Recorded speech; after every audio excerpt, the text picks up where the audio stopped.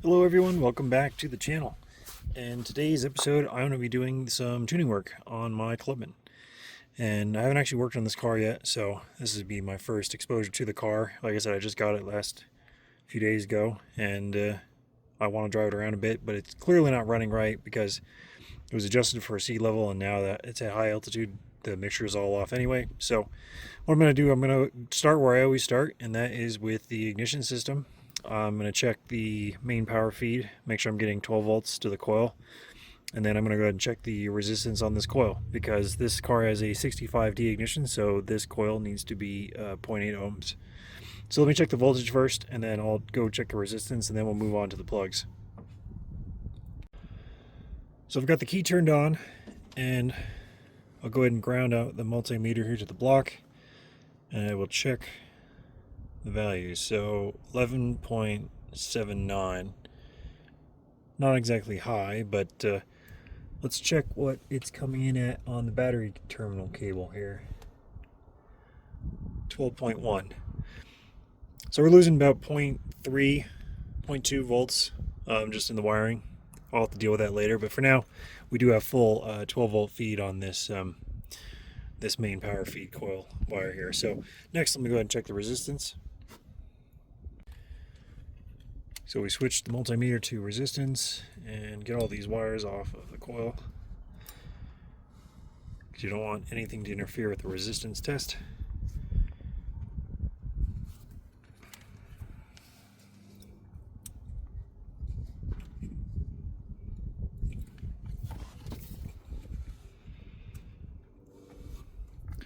Okay, check the meter. Meter reads 0.2 typically, maybe 0.3.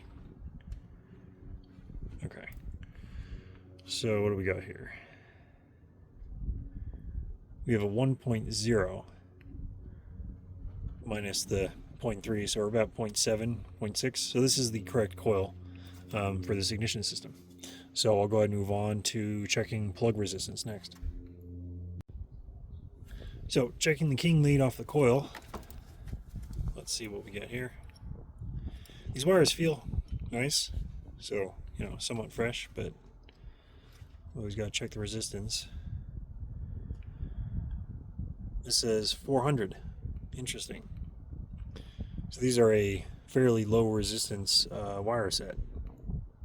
Let me go ahead and check another lead here for number one plug.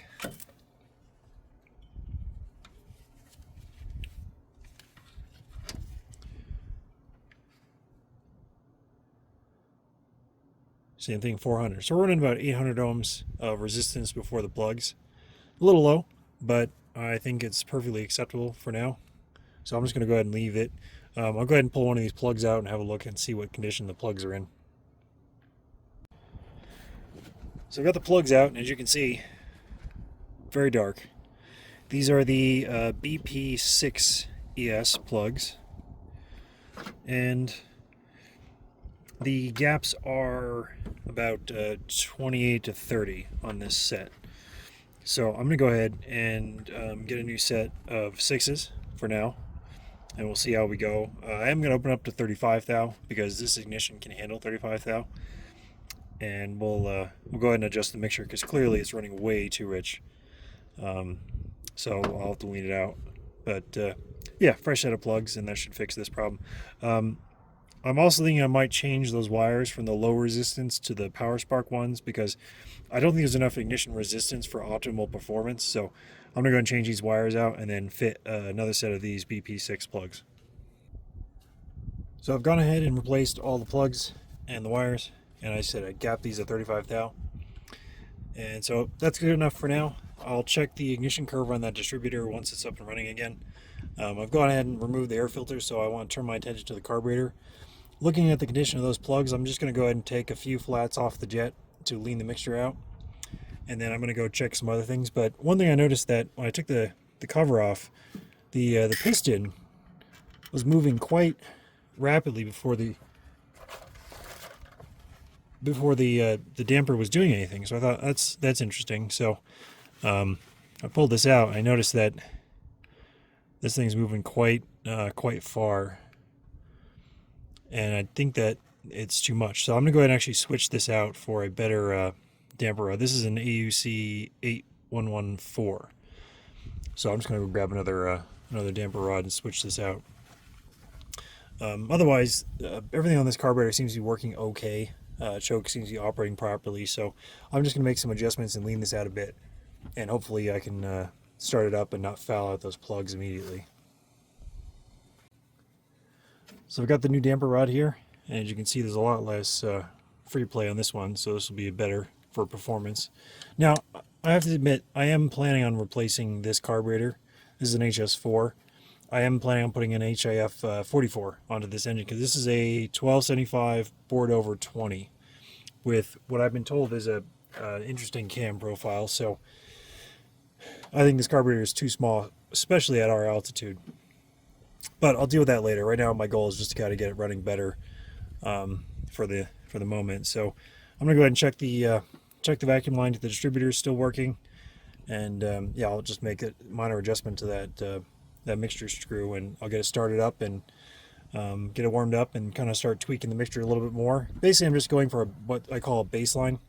Make sure the baseline's happy before I go any further. Like I said, I don't want to run too much fuel into this engine. So I forgot to mention the air filter. It's kind of dirty, but I have a Can-N I can fit in here, so I'm gonna go ahead and replace this one with a better flowing Can-N filter. And looks like someone's already been here drilling some holes for extra airflow.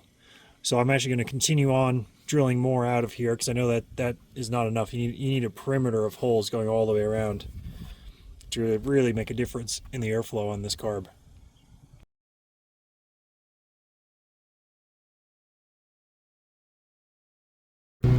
So we're out driving the GT today, and first impressions, it's a lot of fun. I'm cruising along, just enjoying the day. It's a nice day today. Suspension has some fun issues going on with it. I think the clutch needs to be replaced. It's slipping under high load, and yeah, some rattling squeaks and the usual old car issues. But overall, this is just a lot of fun. I'm having an absolute blast today driving around in the wagon. Fueling, I think, is definitely needs to be tweaked. I did the baseline earlier, but I think it's going to want a better carburetor for starters. But until I fix this clutch problem, I don't think I want to try to do any tuning until I can drive it hard. Brakes are decent. Could be better. So yeah, plenty of mechanical things to inspect, but overall this is an absolute blast to drive. So that was the first drive. Lots of fun. Like I said, the clutch seems to be slipping, so I'm not going to do any more tuning because I need to fix the clutch problem before I can even attempt to drive it hard. It seems to slip about 3,500 RPMs, and this problem was plaguing the previous owner, so it definitely needs to be addressed. So I'll take care of that at some point once I get back into my garage, but my garage is so full of cars right now I can't work on this until then. Otherwise, everything else seemed to be, performing as needed. There's plenty of other mechanical work that needs to be done, but overall I'm pretty pleased at how it was performing. Like I said earlier, I am going to be replacing the carburetor with a larger one. That one I think is a bit too small, especially where I'm located.